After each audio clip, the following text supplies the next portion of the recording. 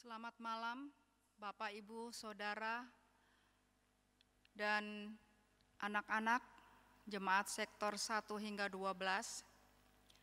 Pada malam hari ini, Rabu tanggal 3 Februari 2021, kita akan bersama-sama mengikuti ibadah keluarga secara recording. Kiranya ibadah pada malam hari ini akan menjadi berkat untuk kita semua. Sebelum ibadah kita mulai, mari kita bersaat teduh sejenak.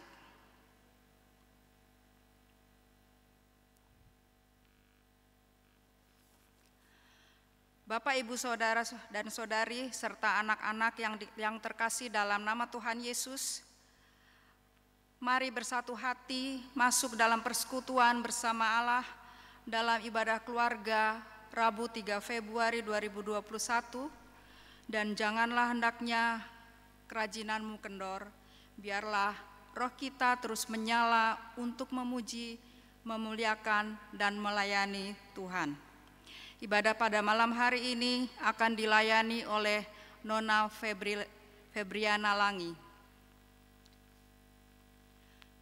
Bapak Ibu yang dikasihi Tuhan Yesus, mari kita berdiri untuk menghadap dan menyembahnya, serta memuliakan namanya untuk kasih setianya besar atas kita.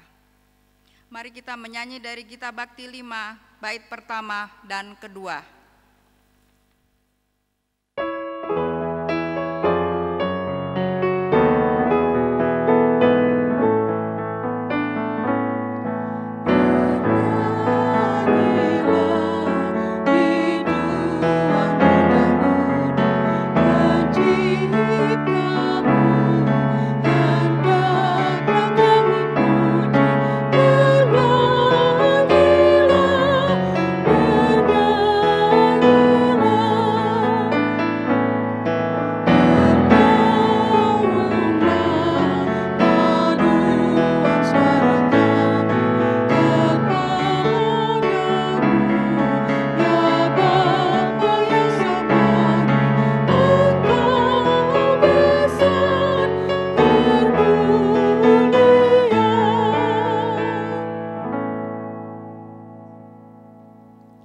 Mari kita bersatu dalam doa. Allah Bapa dalam kerajaan surga, Allah yang baik, Allah yang mulia dan kudus, Allah yang kami kenal hanya dalam nama anak-Mu Tuhan Yesus.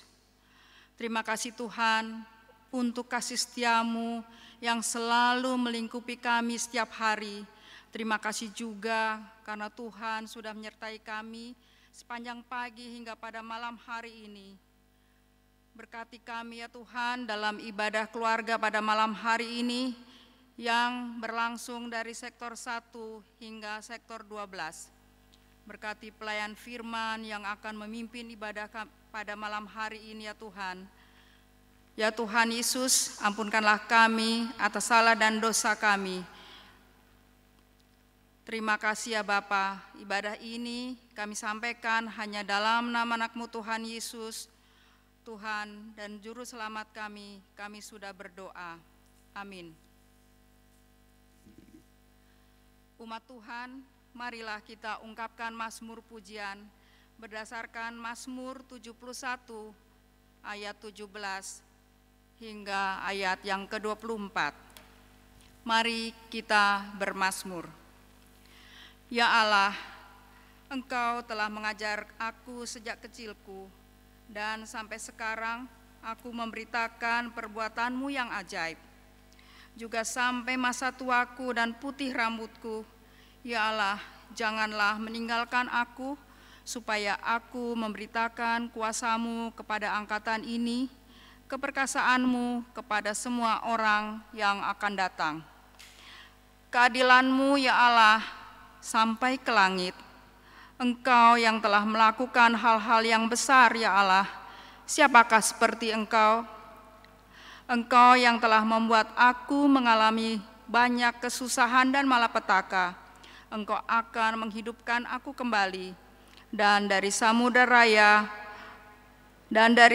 raya bumi Engkau akan menaikkan aku kembali. Engkau akan menambah kebesaranku dan akan berpaling menghibur aku. Aku pun mau menyanyikan syukur bagimu dengan gambus atas kesetiaanmu ya Allahku, menyanyikan mazmur bagimu dengan kecapi, ya yang kudus Israel. Bibirku bersorak-sorai, sementara menyanyikan mazmur bagimu, juga jiwaku yang telah kau bebaskan. Lidahku juga menyebut-nyebut keadilanmu sepanjang hari, sebab akan mendapat malu dan tersipu-sipu orang-orang yang mengikhtiarkan celakaku. Jemaat dipersilahkan duduk. Mari kita menyanyi dari Gita Bakti 39, bait yang pertama.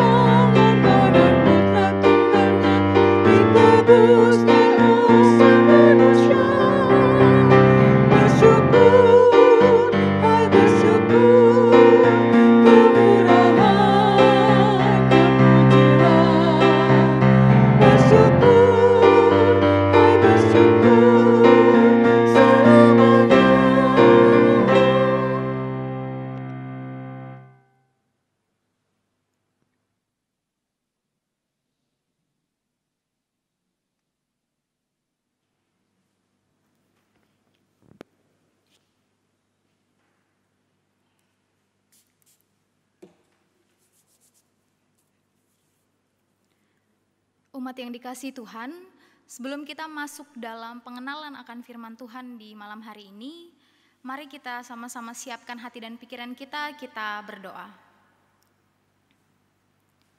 Ya Allah Tritunggal, yang mengasihi kami senantiasa di dalam kehidupan kami, saat ini kami hendak membaca dan merenungkan akan kebenaran firman-Mu. Tenangkanlah hati kami ya Tuhan, dan diamkanlah pikiran-pikiran di dalam diri kami yang mungkin mampu untuk mengganggu kami dalam mengerti dan memahami akan kebenaran firman-Mu. Berkati hamba-Mu ya Tuhan yang dipercayakan untuk menyampaikan kebenaran firman-Mu malam hari ini. Biarlah segala sesuatu yang dikatakannya sesuai dan seturut dengan kehendak Tuhan saja.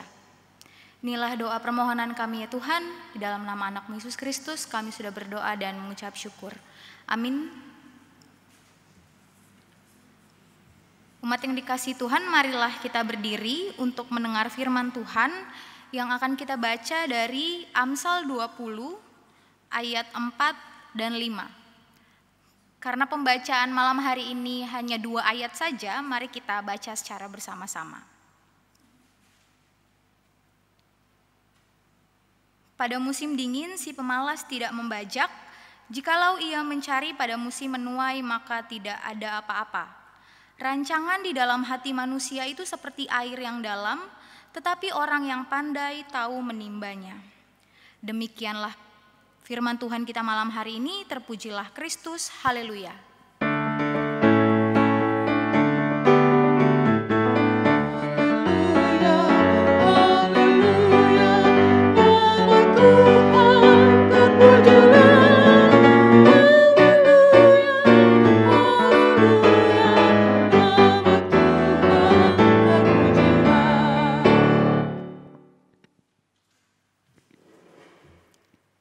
Selamat malam Bapak Ibu Saudara yang dikasihi dalam Tuhan kita Yesus Kristus.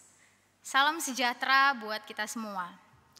Selamat memasuki minggu pertama di bulan Februari.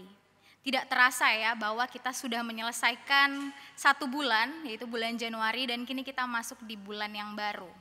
Nah, kalau saya lihat ya, beberapa waktu ini sepertinya hujan itu sedang deras-derasnya gitu, dan sedang intens gitu ya, cukup sering terjadi. Dan berdasarkan pantauan dari BMKG sendiri, curah hujan yang cukup lebat ini masih akan terjadi selama beberapa waktu ke depan. Dan bahkan beberapa mitos mengatakan kayaknya sampai Imlek nih hujannya akan terus deras gitu ya. Nah, kira-kira kalau saya tanya, apa dampak yang paling terasa sama kita nih dari kondisi hujan yang cukup deras dan cukup sering beberapa waktu ini? Saya mencatat ada beberapa dampak. Yang paling pertama yang dirasakan juga sebenarnya oleh kita, tapi puji Tuhan tahun ini tidak gitu ya. Dan mungkin dirasakan oleh beberapa saudara kita di daerah lainnya, yaitu banjir dan longsor. Dan kita cukup bersedih gitu ya untuk kejadian ini. Oleh karena itu saya mau mengajak kita semua untuk mengerahkan kekuatan yang kita punya melalui doa dan juga donasi yang mungkin bisa kita berikan kepada link-link yang memang terpercaya gitu ya untuk kita memberikan donasi itu. Tapi selain hujan dan selain banjir dengan longsor gitu ya, dampak yang terjadi juga kayaknya cucian gak kering-kering gitu ya. Coba ada berapa orang di sini yang menonton gitu ya, melihat perenungan kita malam hari ini yang cuciannya kayaknya belum kering dari kemarin karena memang mataharinya gak muncul-muncul gitu. Nah, tapi ada salah satu dampak lain juga yang kalau saya lihat gara-gara hujan gitu ya, yaitu mager gitu atau malas gerak lah katanya. Katanya karena cuacanya dingin gitu kan ya, jadi males, mungkin ada yang males datang ke gedung gereja, ada yang males buat mungkin memilih untuk ya udah kerja di rumah padahal harus datang ke kantor misalkan gitu ya.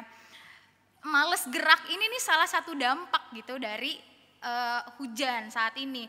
Tapi sebenarnya yang namanya males itu ya males aja gitu, nggak harus ada A, B, C, D. Kalau emang udah males ya males gitu. Makanya males itu tuh bukan bawaan ya, tapi males itu adalah pilihan gitu. Jadi memang karena kita dengan penuh kesadaran memilih untuk bermalas-malasan gitu. Nah, lalu apa sih hubungan hujan, malas dengan perenungan kita pada malam hari ini? Jadi Bapak Ibu Saudara yang terkasih, untuk kita mengetahui pesan Alkitab pada malam hari ini, coba kita buka kitab Amsal yang tadi sudah kita baca dan kita akan sedikit mengenal apa sih yang dimaksud sama pembacaan kita malam hari ini. Jadi pembacaan kita malam hari ini dari kitab Amsal, kita tahu bahwa Amsal ini ditulis oleh Salomo. Nah, dalam kitab Amsal yang kita baca, ini mau menceritakan mengenai konteks kehidupan dari orang Israel, tetapi diceritakan melalui sudut pandang Salomo. Jadi Salomo menemukan banyak refleksi gitu ya, atas apa yang ia temui di dalam kehidupannya sehari-hari. Kalau kita perhatikan Bapak Ibu, dari pasal 10 sampai pasal 31, itu tidak punya judul perikopnya. Jadi judul perikop itu hanya ada di pasal 10. Nah nanti sampai pasal 31 itu tidak ada judul. Biasanya kan misalkan kita masuk kayak di pasal 20 nih, kita lihat ini kan langsung ayat gitu ya. Biasanya ada judul gitu. Tetapi di dalam pasal 10 sampai 31 itu hanya ada satu judul perikop. Kenapa? Karena 10 sampai 31 ini merupakan kumpulan Amsal-Amsal Salomo. Jadi di dalam pasal 10 sampai pasal 31 ini ingin menyampaikan mengenai ucapan-ucapan bijak atau pemikiran-pemikiran Salomo yang sifatnya itu tuh praktis atau yang memang langsung bisa dipraktekkan. Jadi kebanyakan memang pemikiran-pemikiran Salomo itu disebutnya sebagai pemikiran yang teologi sistematis gitu, karena dia memunculkan ide-ide. Nah, tapi kalau yang pasal 10 sampai pasal 31 itu disebut sebagai teologi praktis. Jadi dia tidak hanya berteologi, dia tidak hanya memberikan ide-ide, tetapi dia juga memberikan solusi atau penyelesaian ketika orang-orang menghadapi permasalahan A, permasalahan B, C dan sebagainya. Dan di dalam pasal 20 yang kita baca malam hari ini, Salomo itu tidak memiliki satu tema khusus memang di dalam pembahasannya. Tetapi dia menulis saja semua hal yang dia temui di dalam kehidupannya sehari-hari. Khususnya saat itu yang ditemui Salomo adalah kehidupan dari bangsa Israel. Jadi memang di Israel itu mayoritas kebanyakan orang-orangnya itu tuh bekerjanya sebagai petani gitu, atau mereka bertani, entah gandum, padi dan lain sebagainya gitu ya. Nah, saat itu di Israel musim yang dikenal itu hanya ada dua, yaitu musim kemarau dan musim penghujan. Berdasarkan penafsiran yang saya baca, di sana disampaikan bahwa saat itu ya, khususnya masa awal memasuki musim penghujan merupakan waktu yang baik untuk menanam. Jadi di dalam kehidupan bangsa Israel, hujan awal ini dikenal dengan nama Yoreh. Jadi kalau mereka sudah menanam di hujan awal, maka mereka akan lebih tertolong karena tanahnya yang nantinya akan mereka garap akan menjadi lebih lunak untuk dibajak.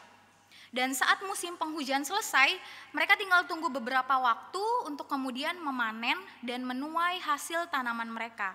Kalau hujan awal tadi kan kita kenal dengan Yoreh ya. Nah, kalau hujan akhir ini dikenal dengan nama Maikos. Nah, saya sempat kebingungan karena saya memang tidak punya pengetahuan atau edukasi tentang bercocok tanam gitu ya. Sampai saya membaca sebuah jurnal yang judulnya Kriteria Awal Musim Tanam, Tinjauan Prediksi Waktu Tanam Padi gitu. Jadi saya mau cari tahu kenapa menanam itu tuh bagusnya di hujan-hujan awal gitu. Ternyata dari situ saya menemukan jawaban kalau musim penghujan itu dibutuhkan oleh beberapa tempat untuk irigasi.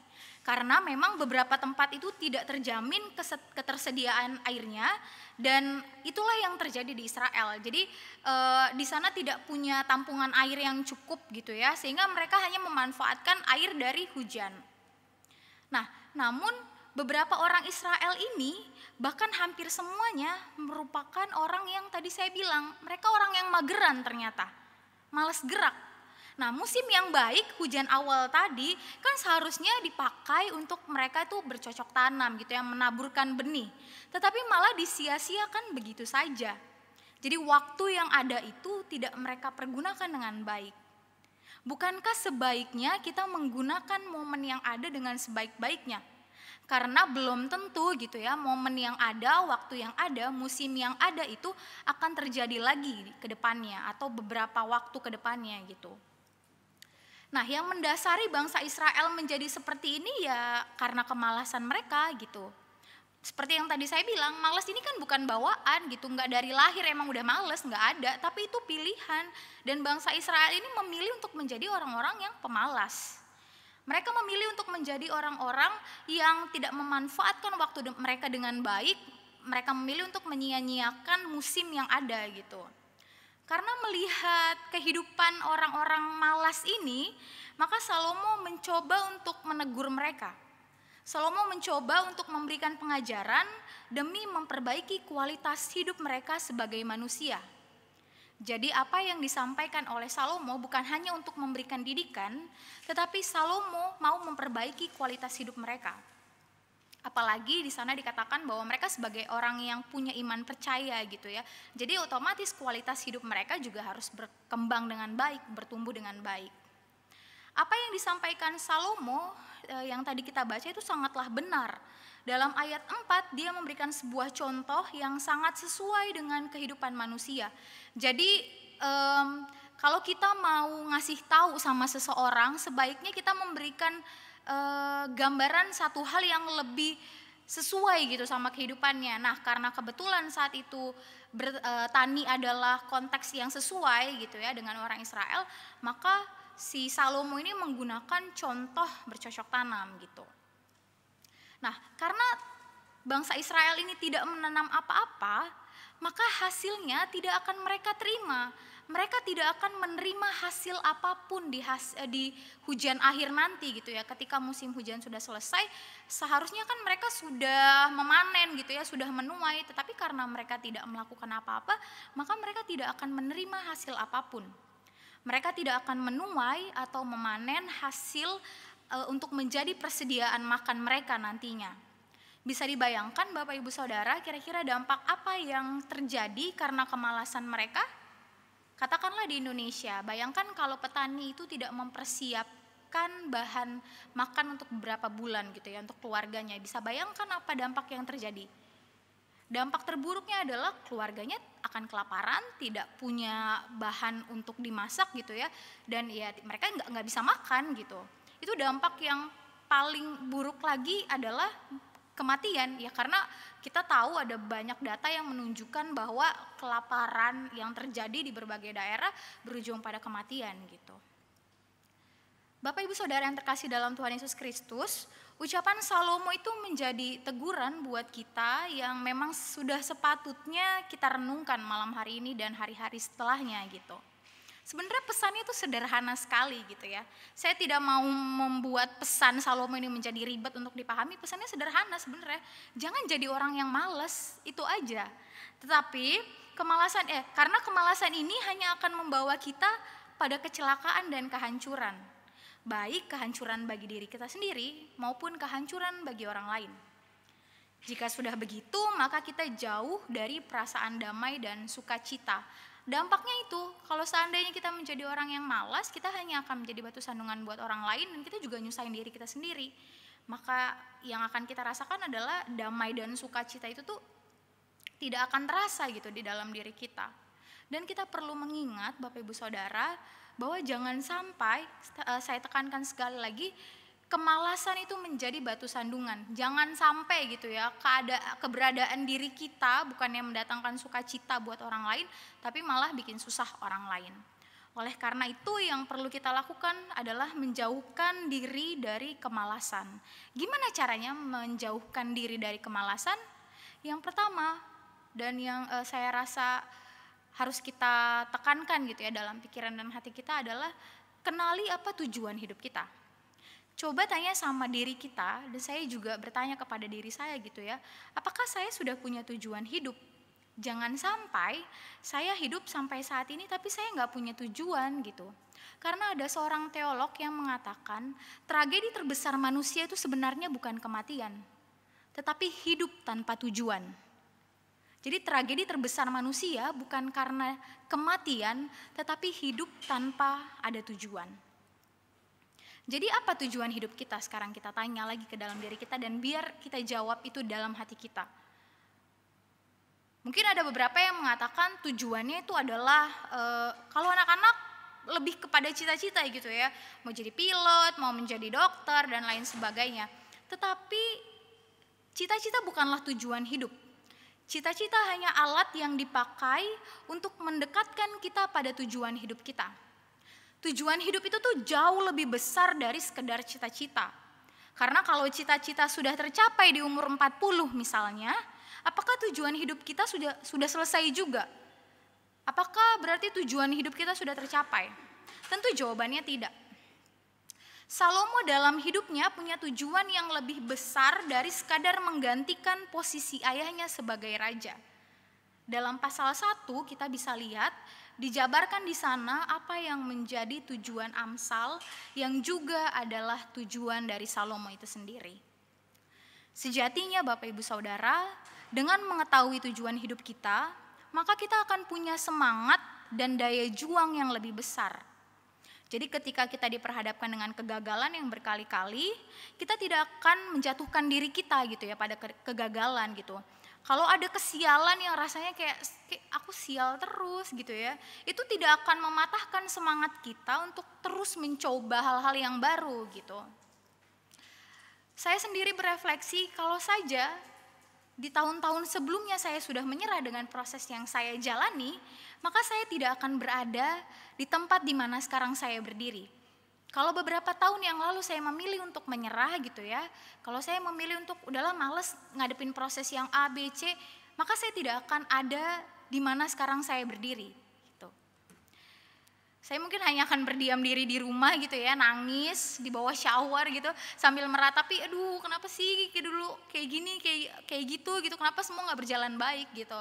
Saya cuma akan meratapi kegagalan yang saya alami gitu. Karena saya tahu Bapak Ibu bahwa kemalasan itu tuh tidak akan pernah mengantarkan kita kemanapun.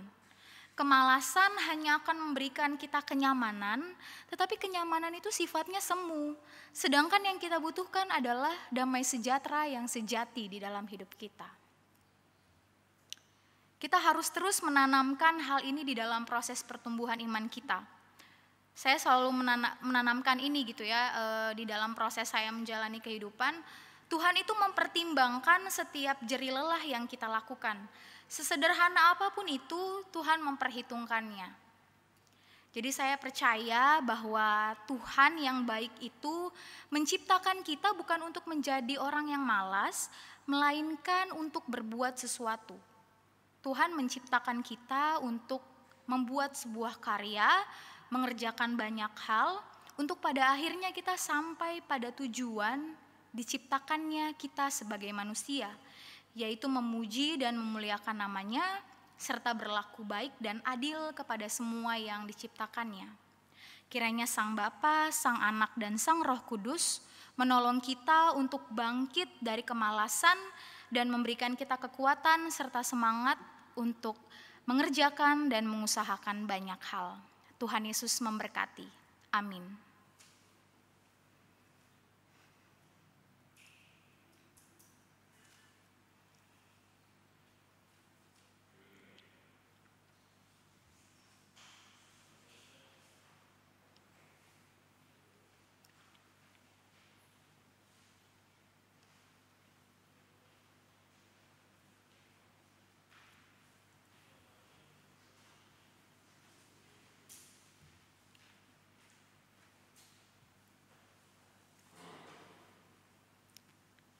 Mari kita merespons pemberitaan firman kita malam hari ini dengan bernyanyi dari Gita Bakti 155 baitnya yang pertama dan kedua.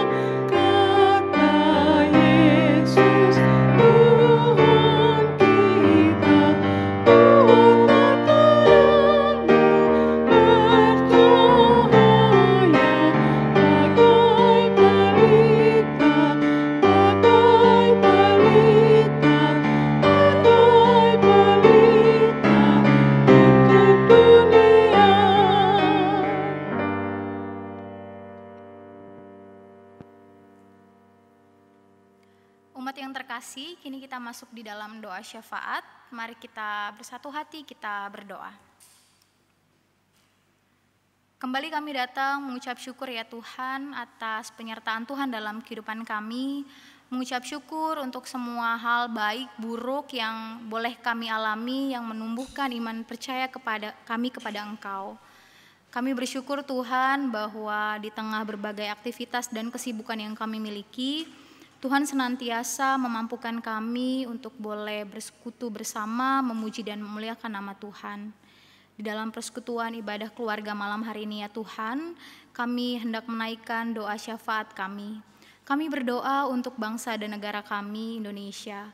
Engkau yang mengetahui ya Tuhan apa yang terjadi di bangsa kami, khususnya masalah penanganan pandemi COVID-19.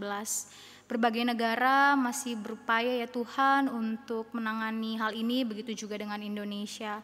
Kami percaya ya Tuhan dengan pemimpin yang Tuhan percayakan, semua orang yang dipercayakan ya Tuhan, kiranya Engkau memberkati mereka, Kau memberikan mereka hikmat kebijaksanaan sehingga keputusan-keputusan yang mereka ambil memang itulah yang terbaik bagi bangsa dan negara kami di dalam menangani pandemi COVID-19.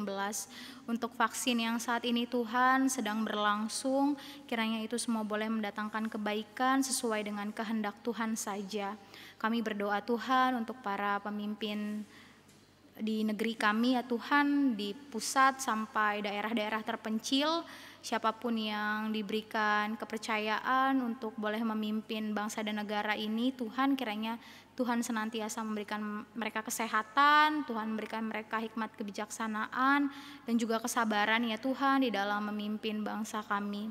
Kami berdoa Tuhan untuk saudara-saudara kami yang ada di beberapa daerah yang mengalami bencana alam, baik banjir, longsor, gempa bumi. Kami tahu Tuhan mungkin saat ini kami tidak dapat berbuat banyak, tetapi dengan segala daya upaya yang kami punya, kiranya kami boleh mengoptimalkan yang terbaik. Kiranya Tuhan memberikan mereka kesabaran dan juga damai sejahtera, dan apapun yang saat ini mereka butuhkan ya kiranya Tuhan mau mencukupi melalui orang-orang yang ada di sekitar mereka. Kami berdoa juga ya Tuhan untuk gereja dan pelayanan-Mu di muka bumi ini. Kiranya Tuhan memberkati gereja-gereja Tuhan dimanapun gereja Tuhan berada dengan segala pelayanan yang mereka miliki. Tuhan memberkati seluruh pelayan Tuhan di muka bumi ini yang masih terus bersemangat untuk melayani Engkau melalui umat-Nya.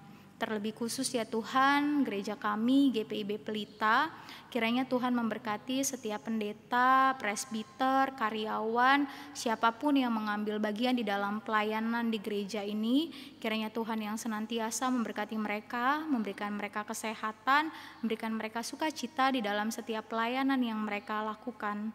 Dan kami juga berdoa ya Tuhan untuk para pengurus Pelkat, komisi, siapapun juga ya Tuhan yang menggerakkan pelayanan-Mu di tempat ini, kiranya Tuhan juga berikan mereka selalu sukacita dan kesehatan. Tuhan berikan mereka kekuatan sehingga mereka boleh senantiasa melayani umat Tuhan di tempat ini. Kami berdoa Tuhan untuk orang-orang yang saat ini terlibat di dalam pelaksanaan ibadah recording keluarga. Kiranya Tuhan memberkati kami semua yang ada di tempat ini. Tuhan memberkati setiap pekerjaan dan pelayanan yang kami lakukan. Kiranya semuanya boleh berkenan di hadapan Tuhan. Dan semua yang kami kerjakan bukan hanya mendatangkan sukacita bagi diri kami sendiri, tetapi juga bagi orang-orang yang ada di sekitar kami.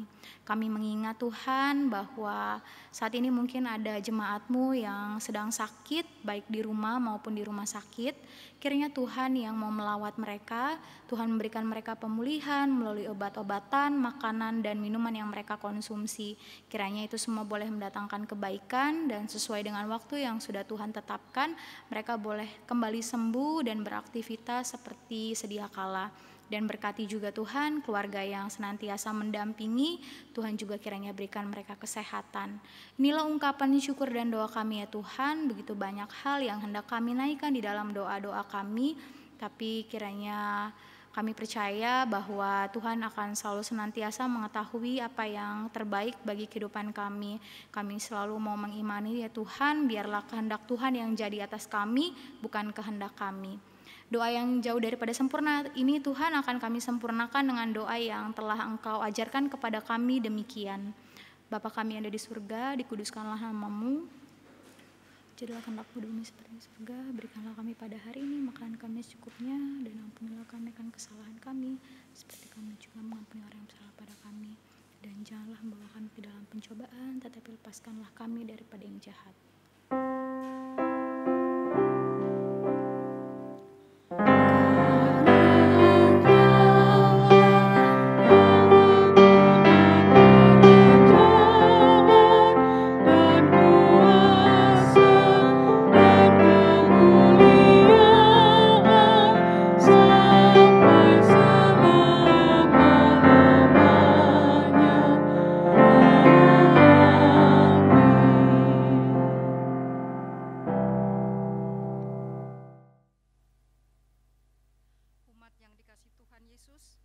Mari kita siapkan persembahan terbaik yang bisa kita berikan, dengan selalu mengingat bahwa Ia lebih dulu memberkati kita.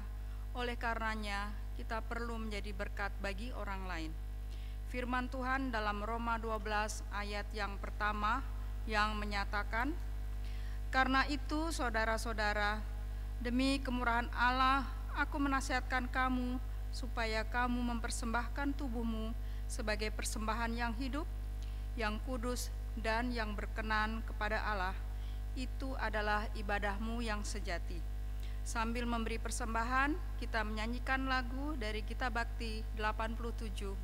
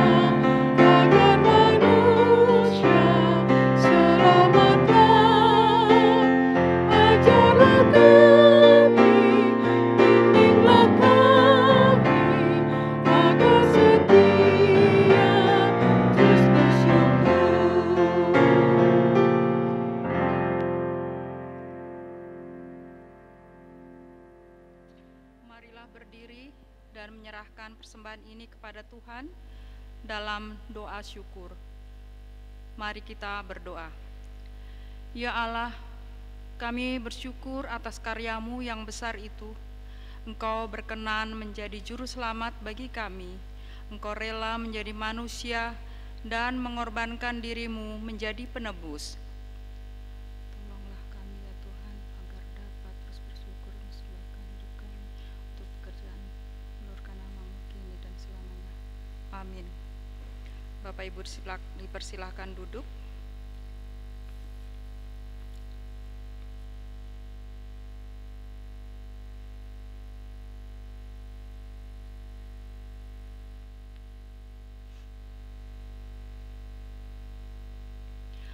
Mohon perhatian jemaat untuk warta jemaat ibadah keluarga hari ini.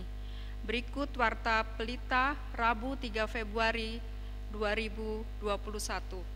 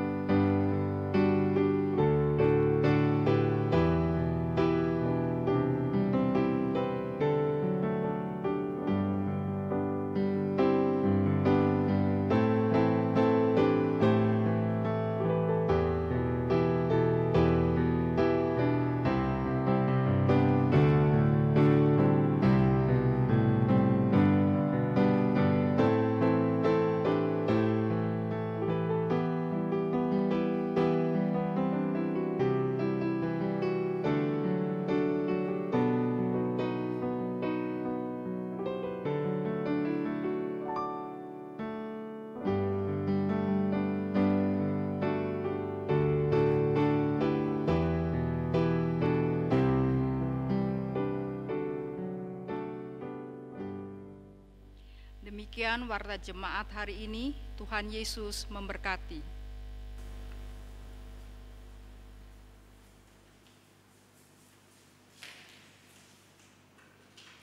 Umat yang dikasihi Tuhan, jika memungkinkan, mari berdiri. Kita akan kembali ke kehidupan kita.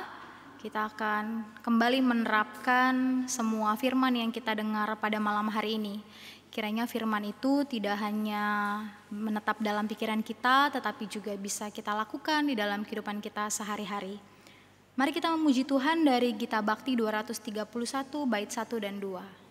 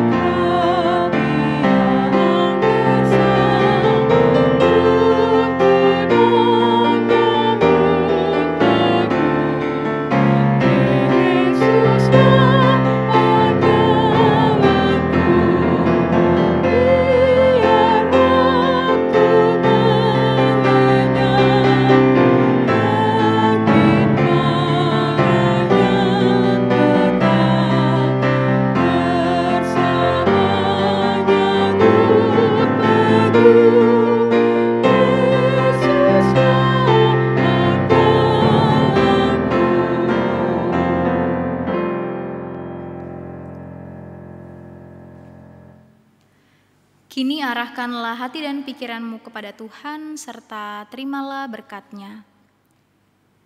Tuhan takkan membiarkan kakimu goyah, penjagamu tidak akan terlelap. Sungguh tidak terlelap dan tidak tertidur penjaga Israel. Tuhanlah penjagamu, Tuhanlah naunganmu di sebelah tangan kananmu. Matahari tidak akan menyakiti engkau pada waktu siang, atau bulan pada waktu malam. Tuhan akan menjaga engkau terhadap segala kecelakaan. Ia akan menjaga nyawamu. Tuhan akan menjaga keluar masukmu dari sekarang sampai selama-lamanya.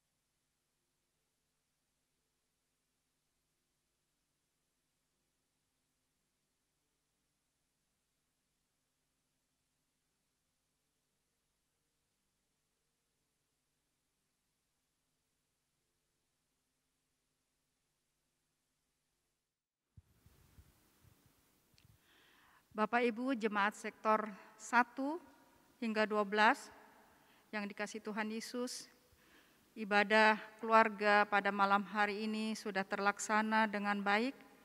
Biarlah firman Tuhan yang sudah disampaikan pelayan firman Nona Febriana Langi dapat berguna bagi kehidupan kita dan memperkuat iman kita.